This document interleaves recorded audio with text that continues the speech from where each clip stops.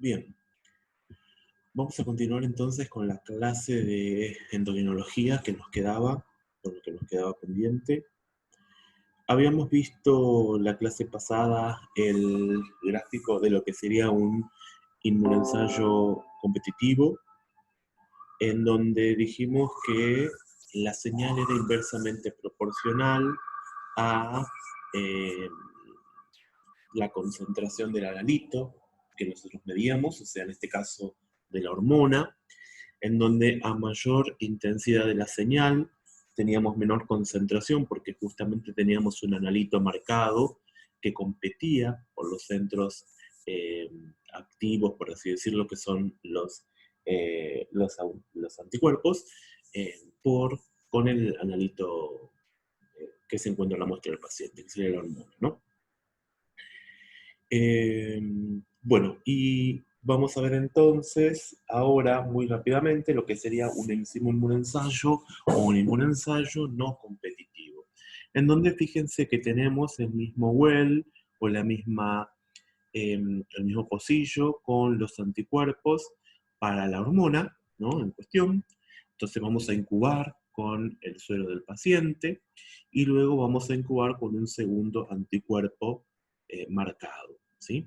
Que sería eh, el anticuerpo que se llama conjugado, en realidad, porque tiene una señal, puede ser radiactiva, dependiendo del tipo de inmunensayo que estamos analizando, realizando, ¿no? Bueno, sirve para moléculas grandes, como dice ahí.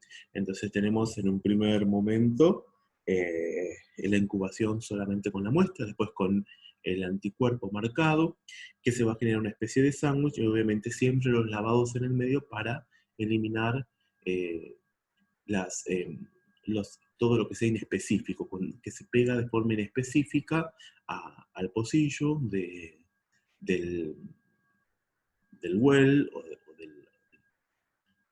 del plástico que estamos utilizando, ¿no? Para hacer la reacción. Y por último, entonces, tenemos la medición de la señal, ¿no? Que va a ser, en este caso, directamente proporcional a la presencia de la hormona en la sangre del paciente. Bueno, acá tenemos lo mismo, se utilizan calibradores, etcétera. Fíjense que los calibradores sirven para hacer, obviamente, la curva de calibración. Acá tenemos la detección de la señal para, entonces, sin la presencia de lo que sería la hormona de la muestra, por lo tanto entonces no se debería pegar nada.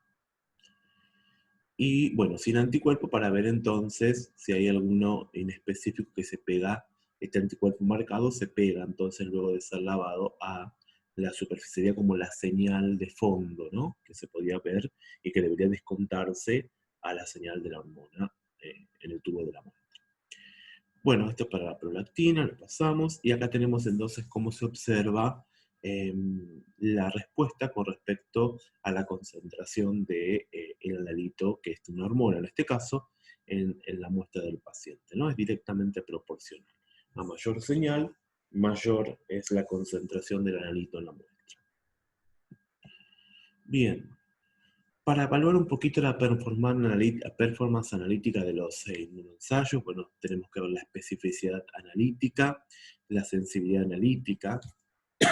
Obviamente la especificidad analítica tendrá que ver con la constante de afinidad que tendrá el anticuerpo por su sustrato, y en el caso de los enzimas inmunoensayos competitivos es mucho menor que la de los no competitivos, justamente porque ahí tenemos la presencia de un doble anticuerpo, ¿no? La formación del sándwich. Y la sensibilidad, la sensibilidad analítica tiene que ver con la variación de la señal en función de la variación de la concentración, ¿sí? Tiene que ver con eso, ¿sí? Cómo varía la señal, la respuesta, ante una variación de la concentración. Y muchas veces, en este caso, fíjense que es una variable que es directamente proporcional al diseño del inmunoensayo. Y tenemos que diferenciar de lo que sería la sensibilidad del equipo, en realidad, que es la menor concentración de la droga, de la hormona, que pueda llegar a medirse en esas condiciones del kit que nosotros estamos utilizando. Bueno, acá tenemos lo mismo, vamos a pasar esto porque si no, no vamos a terminar. No es la idea tampoco, como yo les decía, hablar de inmunoensayos acá. Lamentablemente, estamos llegando muy sobre la hora con estos temas. Me hubiera gustado tener más clases de endocrinología, pero bueno, nos cortaron una semana el calendario, así que vamos a pasar. Bueno, acá tenemos entonces lo que decíamos anteriormente, la sensibilidad analítica que tiene que ver con el límite de detección, ¿sí? del kit que está utilizando. Y la sensibilidad funcional tiene que tener que ver con el límite de cuantificación, ¿sí? ¿Cuál es el límite a partir del cual entonces yo puedo cuantificar ese analito? Y la sensibilidad diagnóstica tiene que ver con el límite de decisión médica. Esto ya tiene que ver algo más con un aspecto clínico, ¿verdad? O sea, para decir a partir de qué valores, o establecer un cutoff para ver a partir de qué valores eh, eh, tienen connotaciones clínicas, es decir, o serán positivos, o serán negativos, o reactivos.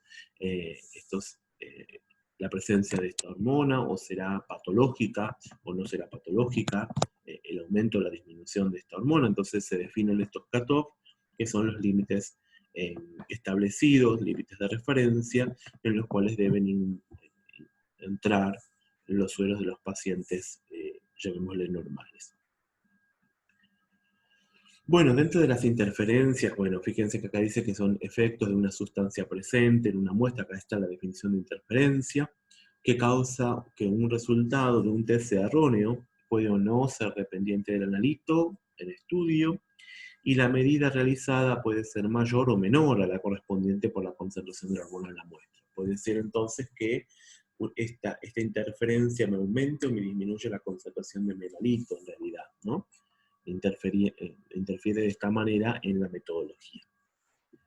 Bueno, cuando se sospechan en situaciones clínicas asociadas con interferencias conocidas, ¿sí? O sea, que uno conoce la posible interferencia, por ejemplo, la macroenzima, en el caso de las enzimas, o incongruencia entre el cuadro clínico del paciente y el perfil bioquímico, y por eso entonces se solicitan nuevas muestras o se habla con el médico para decidir si ese resultado a validar es correcto, se relaciona o no con la clínica del paciente, ¿no?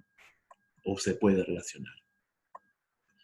Tenemos distintos tipos de interferencia, fíjense, con reactividad cruzada, que solamente se dan en los competitivos, el efecto Hooke, que ustedes lo habrán estudiado en serología, para los enzimo-inmunoensayos no competitivos, en donde tenemos para una misma concentración, una misma señal en concentraciones distintas, fíjense el efecto Hooke acá es la señal, fíjense, la misma señal para dos concentraciones, y eso se da sobre todo a concentraciones elevadas del analista.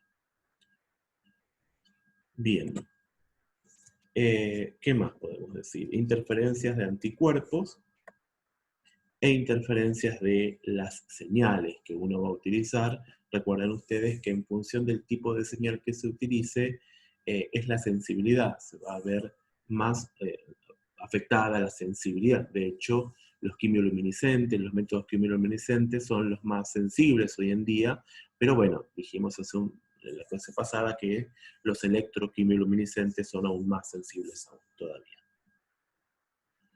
Bien, pasemos un poquito, bueno, acá interferencias, cómo evidenciarlas. Bueno, el test de dilución lineal, hay que ver si con las diluciones se comporta lineal.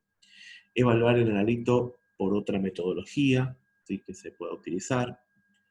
Y tratar la muestra para remover, destruir o inhibir sustancias potencialmente interferentes si es que se puede, ¿no? Si no se puede, obviamente, esto no se va a poder hacer. Bien, y acá por último dice, bueno, importante evidenciar la presencia de una interferencia que no siempre implica su cuantificación o la cuantificación del analito de interés.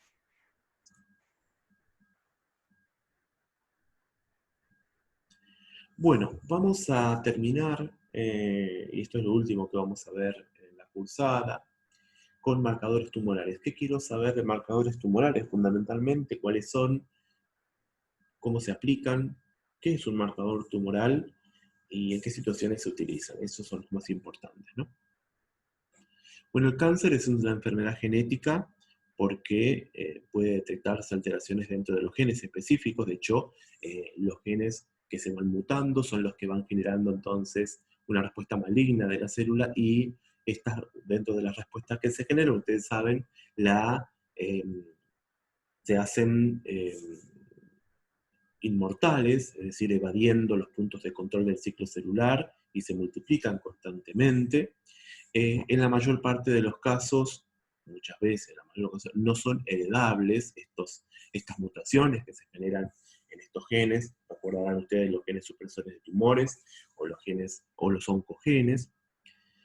Y las alteraciones genéticas que conducen a la mayoría de los cánceres surgen en alteraciones del material genético de una célula somática durante la vida del individuo afectado. Por eso es que, bueno, a lo largo de la vida se van acumulando mutaciones, y son más propensos entonces al cáncer estos pacientes que tienen mayor cantidad de mutaciones en estos genes, sobre todo si son genes supresores de tumores u oncogenes. Bueno, vamos a pasar un poquito. Acá tenemos la incidencia del cáncer en distintos lugares del mundo. Fíjense, para Argentina tenemos 216,7 por cada 10.000 casos, ¿sí? 10.000 pacientes, perdón. Y fíjense que tenemos una incidencia más o menos un poco más notable de lo que sería, por ejemplo, Chile o Uruguay. ¿Sí? En Uruguay tiene un poquito más de incidencia, pero bueno, la mayor incidencia, fíjense que está fundamentalmente en Estados Unidos. Acá tenemos los distintos tipos de cánceres, fíjense: mama, colon, pulmón, próstata, cervix, riñón, páncreas, etc. Y para ambos sexos, la incidencia de los casos, el porcentaje, fíjense que se lleva todas las pompas el cáncer de mama, y le continúa el de colon al recto. Y si es que discriminamos por hombres y mujeres, fíjense que hay un 32% de cáncer de mama y un 13% el de colon. ¿Sí? Pero fíjense que en los varones es más importante el cáncer de próstata, seguido del cáncer pulmonar, o sí, de otros cánceres menos conocidos. Mientras que en mujeres se lleva, fíjense, los laureles el cáncer de mama, y le continúa el de colon y el de pulmón también. Bien, acá tienen lo mismo, así que lo vamos a pasar. La tasa de mortalidad, fíjense, la mortalidad en hombres es del 20% en pulmón, como habíamos dicho, y de próstata, fíjense, de 11,8, esa tasa de mortalidad, mientras que en mujeres la tasa de mortalidad de mama, fíjense que es de cerca del 20%, y le continúa, si mal no veo, el de colon recto con un 12% casi. Bueno, hablando un poquito de la fisiopatología del cáncer, bueno, la etiología en el 80 al 90% son factores exógenos y cancerígenos a los cuales se expone a lo largo de la vida el paciente, hábitos de vida, carcinógenos ambientales, como dijimos recién, distintas sustancias orgánicas o compuestos químicos, tanto inorgánicos como orgánicos, o fármacos a los cuales se va exponiendo el paciente, ya sea por su tarea doméstica, por su tarea habitual o no. Y entonces estos van generando ciertas características mutagénicas, ya sea por el fármaco en sí o el tóxico en sí, y la acción directa por la célula a la célula somática, o los productos metabólicos de estos productos tóxicos, que generan entonces, o se transforman en sustancias cancerígenas. Bueno, el 20 al 10% entonces factores endógenos, y que tiene que ver con la carga genética o la predisposición genética. Los cambios a nivel del ADN en células somáticas son cambios en realidad a nivel del ADN en células somáticas, y la expresión es de proteínas alteradas, truncas. Estas proteínas alteradas anómalas, una de las funciones que cumplen es evadir los puntos de control del ciclo celular. Bueno, una célula somática neoplástica, una célula neoplástica es autoinsuficiente en cuanto a señales de crecimiento, crece, se reproduce constantemente y satisface todas sus demandas. Es insensible a las señales inhibidoras del crecimiento, tiene escape a la apoptosis, ¿sí? es potencialmente, es potencialmente inmortal, digamos, por así decirlo. Fíjense, potencial de multiplicación ilimitado, tiene capacidad de producir angiogénesis, esto es decir, de generar nuevos vasos sanguíneos para que le lleguen nutrientes y poder nutrirse, y tiene capacidad invasiva y metastática, ¿sí? O es metastizante, ¿sí? Ahí está. Bien, acá simplemente tienen explicado un poquito qué es lo que ocurre en cuanto al cáncer, así que lo vamos a pasar. Fíjense cómo se van transformando entonces las células somáticas y demás. Vamos a llegar a, entonces yo quiero llegar a los marcadores oncológicos, que es lo que me interesa más en esta clase. Entonces, la oncología clínica que ustedes van a encontrar que está fundamentalmente asociada a endocrinología clínica, en la sección de endocrinología, precisa de información que le permitirá, o precisa de información que le permita, entonces, confirmar en forma rápida la existencia de un proceso maligno, controlar la evolución de este proceso maligno, establecer el pronóstico de la enfermedad, y disponer de elementos que reflejen la actividad tumoral a través de las características bioquímicas propias del tumor o de los cambios inducidos en el huésped ante la presencia del tumor. De esto se trata un poquito la búsqueda de un marcador oncológico adecuado. Fíjense, que confirme de forma rápida la existencia de un proceso maligno, que me permita evaluar la evolución, establecer el pronóstico también de esa enfermedad, ¿sí? Y sobre todo, entonces, que sea, vamos a ver, que sea específico, ¿sí? Que no se va a cumplir, obviamente, ¿no? No hay un marcador específico para cada cáncer. Bueno, ¿qué son los marcadores oncológicos, entonces? Y esta es una definición que tiene que quedar bien claro, guardadito, y la tenemos que repetir cuando sea necesaria. Son sustancias bioquímicas elaboradas por células tumorales, muy importante, ¿sí? Porque si no, no sería un marcador tumoral, ya sea debido a la causa o el efecto del proceso maligno, ¿sí? Son indicadores bioquímicos de la presencia de un tumor. Están presentes, aparece. Están ausentes, no aparece. Son el resultado de la reexpresión de antígenos de diferenciación en momentos inadecuados, obviamente, la sobreexpresión de antígenos comunes en cantidad inadecuada, ¿sí? Por eso es sobreexpresión de antígenos comunes, o síntesis ectópicas de hormonas en lugares inadecuados, en condiciones inadecuadas. ¿Cuáles son las características que debe cumplir un marcador oncológico? Fíjense, alta sensibilidad incluso en estadios iniciales del proceso cancerígeno, especificidad también alta, baja tasa de falsos positivos, diferenciar pacientes con patologías malignas de pacientes con patologías no malignas, detectar metástasis antes de que sean clínicamente evidentes, mostrar correlación con el volumen y la extensión del tumor, reflejar la efectividad del tratamiento, muy importante, ¿no? Reaparecer en casos de recidivas, metástasis y predecir recurrencias tempranas, y fácilmente cuantificable, ¿sí? Entonces todos estos aspectos debe cumplir un marcador oncológico ideal que obviamente no existe en la vida propia. Entonces, como ningún marcador oncológico es ideal, no son órganos específicos, no son tumor específico, no correlacionan con el tamaño del tumor, no pueden usarse para screening poblacional, porque no podemos estar testeando a todos a ver si tienen o no tienen estos marcadores oncológicos, porque hay otras situaciones que también pueden generar la presencia de estos marcadores, porque no son específicos de tumor, y por sí solos no permiten establecer el diagnóstico, ¿sí?, del tumor con una sensibilidad y especificidad cercana al 100%. Bien, podemos clasificarlos entonces en marcadores asociados al tumor, fíjense que todavía no hablamos de ningún marcador, que tienen aumentos de proteínas de fase aguda, por ejemplo, hipoglucemias sistémicas, hipercalcemias, como vimos en mieloma, seguramente, activación de citoquinas reactivas y aumento de hormonas de producción ectópica. Todo esto tiene que ver con marcadores asociados a tumores. Y derivados del tumor, fíjense, antígenos de diferenciación, por ejemplo, oncofetales u oncoplacentarios, antígenos comunes como enzimas, hormonas, metabolitos y receptores, como por ejemplo la LDH, la fosfatasa alcalina, antígenos tumor específicos como la PSA, que PSA es antígeno prostático específico, el CA125, el CA199, etc.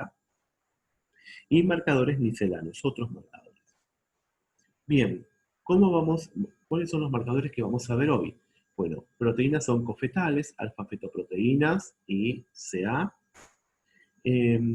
enzimas e isoenzimas como la fosfatasa alcalina, hormonas como la calcitonina, la beta-HCG, que es la subunidad beta de la gonadotrofina coriónica humana, la prolactina, marcadores derivados del tumor como el CA15-3 o el CA125, el CA19-9 o el antígeno prostático específico, y proteínas séricas como las tiroglobulinas y la ferritina u otros marcadores.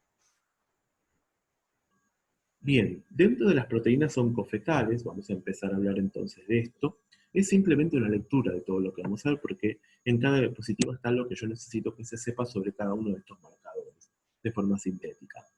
La alfa-fetoproteína entonces es un antígeno oncofetal, una globina sérica fetal, sintetizado por el saco vitelino y el hígado fetal, condiciones normales, y se expresa durante procesos malignos y en vida intrauterina, ¿sí? Y en adultos tiene que tener una concentración menor a 10 a 15 nanogramos por mililitro.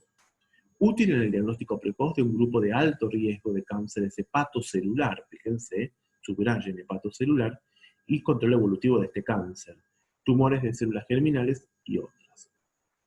¿Cuándo aumentan en otros procesos? Fíjense, procesos malignos, bueno, hepatoblastoma, tumor testicular de células germinales, tumor de ovario, algunos tumores germinales extragonadales y patologías benignas como hepatopatías, enfermedad renal y embarazo. Fíjense entonces, no me termina sirviendo. Por eso siempre se evalúan los marcadores tumorales en función del contexto clínico. Y por eso no me sirve hacer testeos o screening con marcadores tumorales, porque tengo que evaluar el contexto clínico del paciente, ¿sí? Porque ese valor positivo, ¿es esperable para el paciente si tiene un cáncer? ¿O es esperable porque el paciente tiene un montón de otras cosas que también pueden alterar y aumentar a este factor, a esta, a esta proteína oncofetal o a este marcador tumoral, ¿sí? Por eso es importante el contexto clínico y evaluar el marcador en el contexto clínico del paciente. El CA, el antígeno carcino embrionario, fíjense, es una glicoproteína oncofetal presente en la membrana plasmática de las células glandulares, sintetizado por tejidos durante el desarrollo embrionario y los tejidos adultos. Los valores en fumadores, fíjense, de 8 a 10 nanogramos por mililitro y en fumadores menores a 5. Se expresa durante procesos malignos, útil para adenocarcinoma de colon y neoplasias epiteliales, y hay aumentos en procesos malignos y procesos benignos. Malignos, procesos malignos del tracto digestivo, adenomas de pulmón y cáncer de mama, y en patologías benignas, enfermedades hepáticas o pulmonares crónicas, insuficiencia renal, enfermedades inflamatorias intestinal, hipotiroidismo y obstrucción biliar.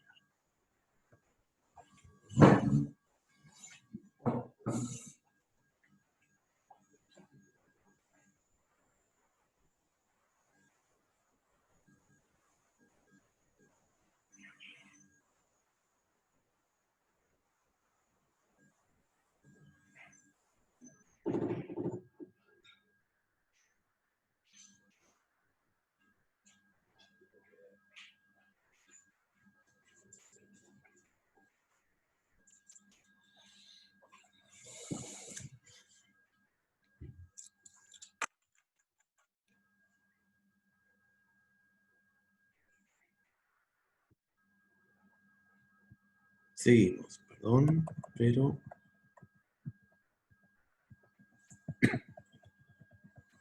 se me quedó atrás esto.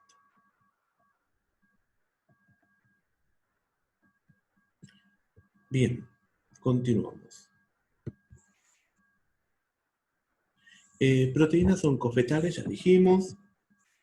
Hormonas. La subunidad beta de la hormona gonadotrofina coriónica humana. Fíjense, hormona glicoproteica sintetizada por los incisiotrofoblastos placentarios. Esta es la... Hablemos un poquito porque no vamos a tener nada sino. La subunidad beta, la gonadotrofina coriónica humana, es una hormona que se sintetiza, fíjense, por el incisiotrofoblasto placentario. Aparece en sangre rápidamente cuando una mujer está embarazada, obviamente, y también en orina. Por eso la muestra adecuada para evaluar si una mujer está embarazada puede ser orina o sangre, suero en realidad, ¿no? Pero, ¿por qué se evalúa la subunidad beta? ¿Por qué se llama subunidad beta? Porque tiene varias subunidades, alfa-beta, y la subunidad beta es la específica, ¿sí? La subunidad alfa se relaciona con otras hormonas, como por ejemplo la T3, la T4, ¿sí? Entonces, si yo doso la subunidad alfa, voy a estar evaluando subunidad alfa de varias hormonas. Entonces, por eso se utiliza subunidad beta. Dice beta HCG. ¿Esto qué quiere decir? La subunidad beta de la hormona gonadotrofina coriónica humana, ¿sí? ¿Qué pasa? Es una hormona que en condiciones normales puede aumentar, ¿sí? En un embarazo, por ejemplo, algo fisiológico. Pero, ¿qué pasa cuando esta aumenta en un hombre? ¿O qué pasa cuando aumenta en un proceso cancerígeno en una mujer, cuando la mujer no está embarazada? Entonces ahí se torna un marcador oncológico, ¿sí? Aumentos en procesos malignos como coriocarcinomas, tumores testiculares, por ejemplo, por eso el aumento o el pedido. Puede estar bien un pedido de beta-HCG cuantitativa en un hombre, ¿sí? No quiere decir que el hombre esté embarazado, sino que se lo está pidiendo como un marcador de cáncer testicular. Ojo, que la gonadotrofina coriónica humana beta, o sea, beta-HCG, se puede pedir de manera quali o cuantitativamente. De manera cualitativamente para saber si es positivo o negativo, obviamente, embarazada o no embarazada, y cuantitativa me sirve para varias cosas, para evaluar las semanas de evolución del embarazo, para ver si el embarazo está de manera adecuada, funcionando, si correctamente, evolucionando correctamente, o si es que hay un aborto incompleto, o si es que hay un proceso maligno, en donde la gonadotrofina coriónica humana se dispara totalmente por arriba de 1.000.000 de unidades por mililitro, ¿sí? Bueno, fíjense entonces, además en patologías benignas como mola y datiforme, en donde aumenta mucho la beta-HCG, y en embarazos. Utilidad, pronóstico, detección precoz de recidivas, evaluación del tratamiento quimioterápico, ¿sí? Antígenos tumorales, el CA125, antígeno asociado al carcinoma de epitelio ovárico, valor de corte hasta 35 unidades por mililitros, vida media 5 días, obviamente para no pedir siempre el mismo marcador, fíjense que hay que esperar por lo menos 5 días para volverlo a pedir.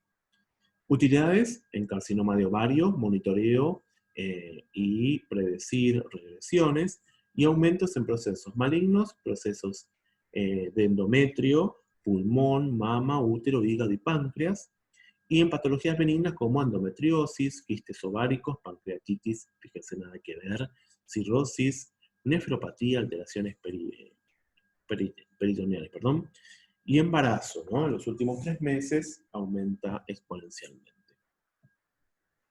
Antígenos tumorales CA199. Bueno, es una glicoproteína mucinosa relacionada con un grupo sanguíneo, el grupo sanguíneo Lewis, que es un tipo de grupo sanguíneo que es de la familia de los ABO. Valor de referencia menor a 37 unidades por mililitro. La utilidad, fíjense, carcinomas del tracto digestivo, en páncreas, vesícula biliar, estómago y colon, y aumentos en patologías benignas en cálculos biliares, pancreatitis, cirrosis y colestasis. Colecistitis, perdón. O colecistitis es justamente la presencia de cálculos en vesícula.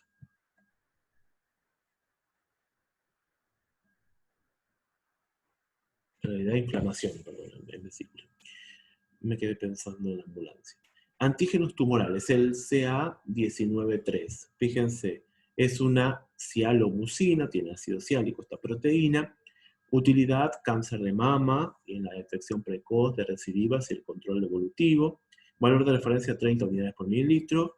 Aumento en patologías benignas, cirrosis, hepatitis crónica, enfermedades intestinales inflamatorias. Obviamente no hay que saber los valores de corte de estos marcadores, si sepan cuál es la utilidad, ¿sí? Solamente.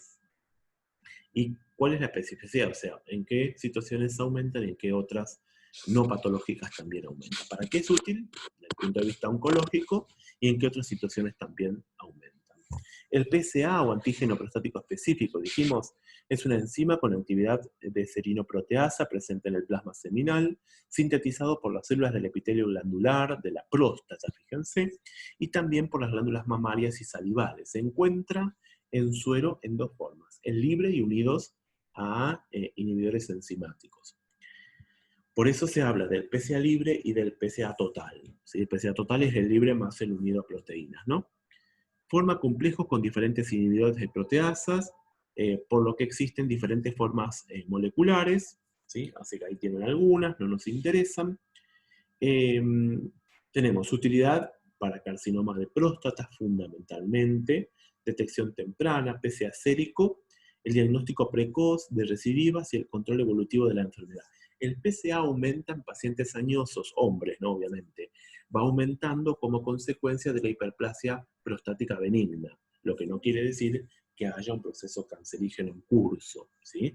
Además de que también aumenta en procesos cancerígenos de próstata. Bueno, acá tienen el valor de corte para PSA total de 4 nanogramos por mililitro, tienen un tiempo de vida media de 2 a 3 días, o sea, para evaluar cuándo se piden estas muestras. Y bueno, acá tienen del PSA1 menor a 2 horas, aumentan patologías benignas como hiperplasia prostática benigna, como dijimos anteriormente, en el uso de sondas y con la edad, ¿sí?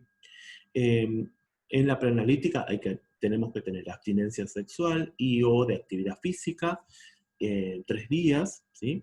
O una semana, y recuerden que si se hace biopsias de próstata hay que esperar un mes. Y acá tienen entonces cómo se observan en los adultos a medida que pasa el tiempo el aumento entonces de la PSA. Bueno, la falta de especificidad del PSA tiene que ver con que solo un 25-30% de las biopsias de pacientes con niveles de PSA entre 4 y 10 nanogramos por mililitro son diagnosticados con cáncer prostático, o sea que hay falsos positivos. Los hombres con enfermedad prostática benigna pueden tener niveles elevados de PSA, y hay una zona gris diagnóstica con un PSA de 4 a 10 nanogramos por mililitro. La falta de sensibilidad, bueno, alrededor del 20 al 30% de pacientes con PSA menor de 4 tienen cáncer de próstata, por lo tanto hay falsos negativos, como también hay falsos positivos, ¿sí? Y le decía la relación esta del porcentaje de PSA libre. Permite una mejor diferenciación entre la enfermedad benigna y maligna cuando el valor de PSA total está entre 2 y 10 nanogramos por mililitro, por eso hay que sacar este porcentaje. Y la interpretación es que a mayor porcentaje, mayor probabilidad de patología benigna, no maligna, ¿sí? Porque es la relación de PSA libre sobre PSA total, ¿sí? Que sería de 0,21. Bien, acá tenemos para ir terminando, los marcadores tumorales y su utilidad. Fíjense, acá tenemos por ejemplo el alfa-feto, vida media 6 a 8 días, valor de referencia menor a 8,6 nanogramos por mililitros, para qué se indican y cuáles son los falsos positivos. Esto simplemente para que lo vean, fíjense que es para que lo tengan bien en cuenta, es como una tablita para tener bien en cuenta el tema de los marcadores tumorales, porque está bien resumido todo lo que habíamos visto hasta este momento, ¿no? Acá tienen la que continúa, y nada más, ¿sí? Después tienen las asociaciones de los cánceres con los marcadores, y otros marcadores que se pueden pedir. Bueno, y la metodología que se utilizan para estos marcadores son los inmunoensayos, obviamente las mismas metodologías que se utilizan para eh, las, eh, las hormonas. Hay diferentes marcas de inmunoensayos, diferentes desempeños analíticos, importancia, bueno, tienen que ver con la importancia del seguimiento. Valores de referencia y cutoff dependen, obviamente, de la metodología, por eso se indica la metodología y el valor de referencia, siempre como una buena etapa posanalítica, y la muestra de elección para estos marcadores, como para las hormonas, en forma general, es de suelo, ¿sí? Yo les voy a dar un cuadrito, les voy a pasar una foto de un cuadrito de etapa preanalítica de las hormonas. Eso lo van a tener que estudiar para el final, en donde alguna preguntita de esas entrarán, porque es importante tener en cuenta la etapa preanalítica para las distintas hormonas en esto que es endocrinología clínica.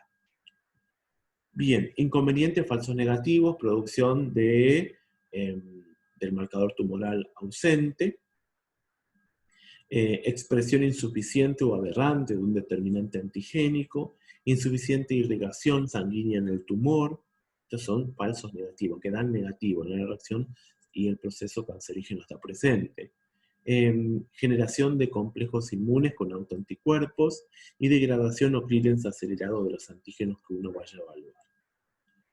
Acá tenemos falsos positivos, presencia de procesos inflamatorios que aumentan muchos de estos marcadores, enfermedades hepáticas benignas, como charlamos hace un ratito, alteraciones de la función renal también, necrosis tumoral extensiva, procedimientos diagnósticos o terapéuticos que, por ejemplo, pueden modificar los valores de PSA, condiciones fisiológicas, bueno, el embarazo para la beta-HCG, sobre todo, tengan en cuenta, el ciclo, ¿sí? Por ejemplo, el CA125, o el tabaquismo, en el caso del CA. Utilidad clínica de los marcadores tumorales, bueno, definir el pronóstico del paciente, monitoreo del tratamiento, detectar recidivas y metástasis, eso sería lo adecuado, y sirve como criterios para progresión tumoral, cuando hay un aumento del 25% de los niveles de marcadores tumorales con respecto a su valor basal, por eso se toman varias medidas.